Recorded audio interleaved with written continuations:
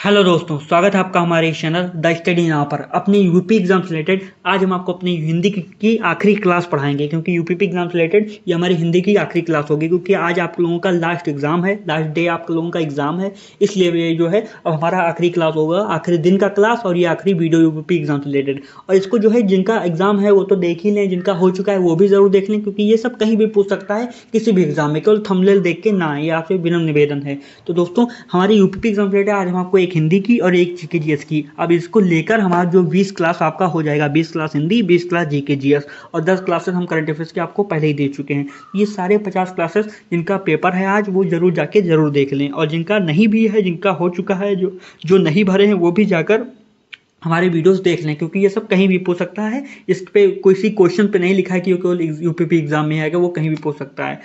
तो चलिए दोस्तों, शुरू करते हैं आज का ये वीडियो। पहला क्वेश्चन है, इनमें से कौन सा शब्द फल शब्द का अर्थ नहीं है? पूछा गया कौन सा शब्द फल शब्द का अर्थ नहीं है। तो वो दोस्तों पंख, संतान, परिणाम, लाभ। अब पूछा गया कौन सा जो है फल शब्द का अर्थ नहीं है। तो दोस्तों संतान, संतान भी एक होता है कि फल, भगवान मुझे एक फल, संतान का फल दे दे, या तो संतान को भी एक हिसाब से कह सकते हैं अर्थ में। परिणाम, परिणाम भी कहते हैं मैंने मेहनत किया तो उसका फल मुझे मिला। लाभ, लाभ को भी कह सकते हैं कि मैंने इस काम में मेहनत किया तो इस काम में मुझे फल मिला, मतलब उसका लाभ मिला। तो इसको जो है पूछें। लेकिन पंख, पंख में आप किसी तरह से भी नहीं कह सकते हैं कि फल का जो अर्थ होगा वो पंख में प्रयुक्त होगा। तो option number A is the right answer. Next question है, जो कहा ना जा सके, इस वाक्यांश के लिए एक सही शब्द कौन सा है? अविश्वसनीय, आकर्णीय, रहस्य, आकथनीय। अब जो कहा ना जा सके मतलब आकथनीय, option number D is the right answer. जो कहा ना जा सके, जिसको कहना मतलब कोई कह नहीं सकता है, उसको बोलेंगे आकथनीय। तो option number D is the right answer. Next question है, प्लेटो प्रत्ययवादी या आत्मवादी दार्शनिक थे, प्रस्तुत वाक्य में त्रुटिवाचक शब्द कौन सा है? अब पूछा गया है क्या है। अब यहाँ देखिए दोस्तों, हमें दार्शनिक जरूर पढ़ा हूं, लेकिन यहाँ पर लिखा क्या है, दार्शनिक, दार्शनिक। तो पूछा क्या क्या गलत है? आत्मवादी, प्लेटो, दार्शनिक, प्रत्ययवादी। तो आपको पता ही होगा यहाँ पर होगा दार्शनिक, दार्शनिक होगा, ना कि दार्शनिक होगा। ये जो उपका के ऊपर रा लगा है, ये यहाँ पर होगा जो है सा के ऊपर रा होगा। तो option number C is the right answer. Next question है, निम्नलिखित वाक्यों में शुद्ध वाक्य पहचानिए। आसमान से घने बादल छाते हैं, आसमान पर घने बादल छाते हैं, छाए हुए हैं, आसमान को घने बादल छाए हुए हैं, आसमान में घने बादल छाए हुए हैं। अब इसमें जो है शुद्ध वाक्य बताना है दोस्तों। तो देखेंगे इसमें जो शुद्ध वाक्य जब आप पढ़ेंगे तो आपको ही लग जाएगा कि इसमें जो शुद्ध वाक्य होगा वो होगा ऑप्शन नंबर डी, आसमान में घने बादल छाए हुए हैं। ना आसमान से होगा, ना आसमान पर होगा, ना आसमान को होगा, आसमान में बादल छाते हैं ना। तो option number D is the right answer. Next question है, निम्नलिखित शब्दों में से एक सही शब्द का कौन सा है? दुग्धोज्वल, दुग्धोज्वल्य, दुग्धोजल, दुग्धोज्वल। अब पूछा गया सही शब्द, तो सही शब्द होगा दोस्तों ऑप्शन नंबर डी, दुग्धोज्वल। यही सही शब्द होगा, option number D is the right answer. Next question है, पुल्लिंग परिवर्तन का सही विकल्प चुनिए। पुल्लिंग परिवर्तन का सही विकल्प चुनिए। सामग्री मतलब सम्राट, ठकुराइन, ठाकुर, कवित्री, कवि, रानी, राज। अब सही विकल्प चुनना है दोस्तों, सही। तो पूछा गया कौन सा सही है इसमें। तो दोस्तों इसमें जो सही देखिए दोस्तों, कवित्री का कवि। अब कवि में वाह वापस छोटी की मात्रा होनी चाहिए, यहाँ पर जो है गलत है। तो पूछा गया सही विकल्प, तो सही जो होगा वो होगा ऑप्शन नंबर ए, सामग्री का जो है सम्राट होता है। सम्राट का सामग्री यानी कि स्त्रीलिंग पुल्लिंग, स्त्रीलिंग सामग्री और पुल्लिंग सम्राट। तो option number A is the right answer. Next question है, निम्न में से कौन सा शब्द बहुवचन है? अनुज, गौ, गुर्जन, लेखक। अब बहुवचन में प्रयुक्त होने वाला पूछा गया बहुवचन कौन सा? तो अनुज एक वचन है दोस्तों, गौ भी एक वचन है, गौ को गायों कह सकते हैं, तो ये बहुवचन हो जाएगा। अब लेखक भी एक वचन है, क्योंकि लेखकों इसका बहुवचन होगा। लेकिन गुरु, गुरु तो एक वचन, लेकिन गुरुजन ये जो है बहुवचन है। Option number C is the right answer. Next question है, अध्यापक को पुरस्कार दीजिए, इस वाक्य में कौन सा कारक है? संबोधन कारक, अधिकार कारक, कर्म कारक, संबंध कारक। अध्यापक को पुरस्कार दीजिए, तो इसमें कौन सा कारक पूछा है दोस्तों? तो इसमें जो है दोस्तों अध्यापक को, यहाँ पर को आ रहा है दोस्तों, तो को आप लोग जानते होंगे कर्म कारक होगा ये, ऑप्शन नंबर कर्ता ने कर्म को। तो option number C is the right answer. Next question है, राकेश, रमेश, गीता, सीता। राकेश, रमेश, सीता, श्याम हिंदुस्तान में कौन सी संज्ञा है? पांचों में कौन सी संज्ञा? जातिवाचक, भाववाचक, व्यक्तिवाचक, समूहवाचक। अब पूछा गया है कौन सा है, तो राकेश, रमेश, सीता, श्याम एक प्रकार का व्यक्तिवाचक संज्ञा। Option number C is the right answer, और हिंदुस्तान भी एक व्यक्तिवाचक संज्ञा है। तो नेक्स्ट क्वेश्चन है, मेरी बहन 10वीं कक्षा में पढ़ती है, इस वाक्य में 10वीं शब्द में कौन सा विशेषण है? अब पूछा गया मेरी बहन 10वीं कक्षा में पढ़ती है, पूछा गया इस वाक्य में 10वीं कक्षा में कौन सा विशेषण है? गुणवाचक विशेषण, परिमाणवाचक विशेषण, संख्यावाचक विशेषण, सार्वनामिक विशेषण।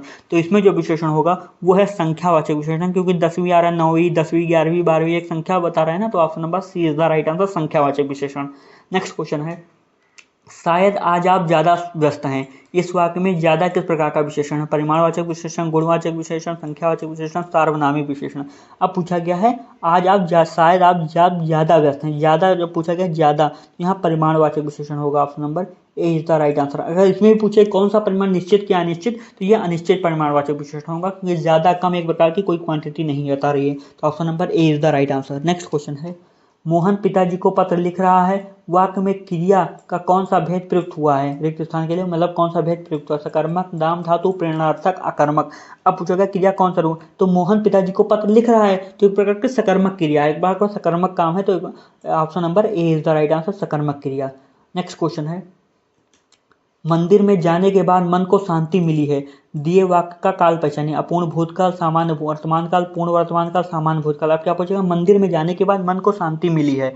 अब पूछा मंदिर में जाने के बाद जो है मन को शांति मिली है, तो एक प्रकार का वर्तमान काल बताया जा रहा है। अब पूछा है कौन सा वर्तमान काल, तो एक पूर्ण वर्तमान काल है, अपूर्ण नहीं है, क्योंकि मंदिर में जब जा रहे होते तब अपूर्ण होता, लेकिन जाने के बाद उनको बता दिए पहले कि मैं मंदिर जाके हो आई तो अब शांति मिली है, तो वो होगा पूर्ण वर्तमान काल।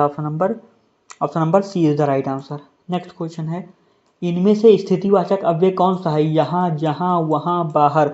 स्थितिवाचक पूछा दोस्तों, तो स्थितिवाचक होगा बाहर, option number D is the right answer, बाहर ये एक स्थितिवाचक अव्यय है। नेक्स्ट क्वेश्चन है, इनमें से कौन सा शब्द हिंदी के उपसर्ग से नहीं बना है? अनजान, बिनचखा, बिनजाना, लापता। अब पूछा कौन सा नहीं बना, तो अनजान में अन उपसर्ग है, बिनचाहा में बिन है इसमें भी हो, लेकिन लापता में कोई उपसर्ग नहीं है दोस्तों, ये उपसर्ग से ये बिना उपसर्ग के बना है, option number D is the right answer.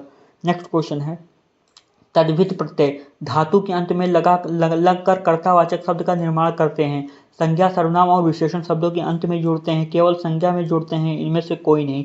अब पूछा गया तद्धित प्रत्यय, अब पूछा गया कहाँ लगकर बनते हैं, तो तद्धित प्रत्यय जो बनते हैं दोस्तों वो संज्ञा, सर्वनाम और विशेषण शब्दों के अंत में जोड़ते हैं, संज्ञा, सर्वनाम और विशेषण के अंत में जोड़ते हैं तद्धित प्रत्यय, तो option number B is the right answer.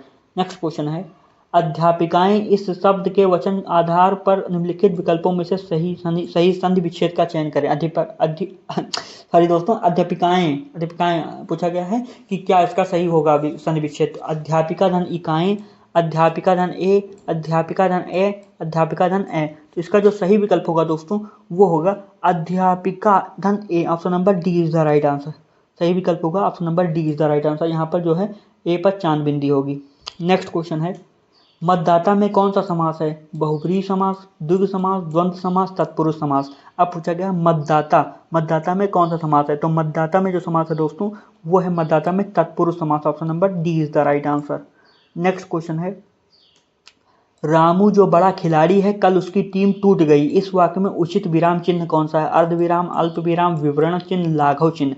अब पूछा गया रामू जो बड़ा खिलाड़ी है कल उसकी टीम जो है वो टूट गई। अब पूछा गया है कि इस वाक्य में उचित विराम चिन्ह कौन सा है, कौन सा विराम चिन्ह यहाँ पर लगना चाहिए? तो यहाँ पर लगना चाहिए विवरण चिन्ह, क्योंकि रामू जो बड़ा खिलाड़ी कल उसकी टीम टूट गई, तो यहाँ विवरण चिन्ह लगा है, option number C is the right answer. Next question है, गरीब के घर में गुणवान व्यक्ति, दिए गए विकल्पों में से इस अर्थ से संबंधित मुहावरा कौन सा है? अंधेरे घर का उजाला, आग का तारा, गुदड़ी का लाल, अंधे की लकड़ी। अब पूछा गया गरीब के घर में गुणवान व्यक्ति, अब पूछा गया इसको लेकर कौन सा जो है मुहावरा जो है सटीक बैठता है, तो वो बैठता है दोस्तों गुदड़ी का लाल, यानी कि गुदड़ी का लाल, option number C is the right answer, मतलब गरीब के घर में गुणवान व्यक्ति। नेक्स्ट क्वेश्चन है, जुगुप्सा किस रस का स्थायी भाव है? विभत्स, भयानक, रौद्र, वीर। तो जुगुप्सा जो है दोस्तों वो विभत्स रस का स्थायी भाव, option number A is the right answer, विभत्स रस का स्थायी भाव है। नेक्स्ट क्वेश्चन है, चंपई किन दो छंदों का मिश्रण है? कुंडलिया और दोहा, दोहा और रोला, रोला और उलाला, और सोल्ठा और दोहा। तो जो दोस्तों छप्पई जो है वो रोला और उलाला का जो है मिश्रण है, option number C is the right answer, रोला और उलाला का मिश्रण है चप्पई सॉरी दोस्तों चप्पई।